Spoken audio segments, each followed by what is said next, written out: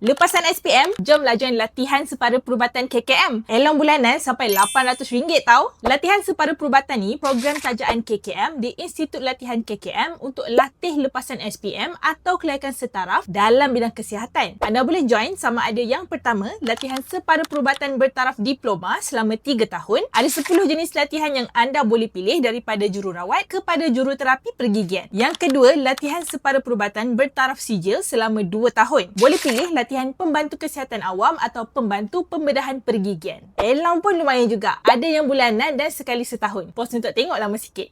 Untuk mohon, pastikan anda warga negara Malaysia, ada sijil SPM atau setaraf, dapat kepujian untuk subjek Bahasa Melayu dan penuhi syarat kelayakan akademik minimum ikut pada kelayakan berdasarkan jenis latihan yang dimohon. Habis latihan, anda berpeluang untuk dapat tawaran lantikan tetap atau kontrak dalam perkhidmatan awam. Take note yang pengambilan akan buka dekat SPA 2 kali setahun, iaitu untuk kemasukan April dan Oktober. Share video ni dekat kawan dan family anda, okey? Kalau tak nak terlepas bantuan yang anda layak, check dekat semak.isandra.my sekarang.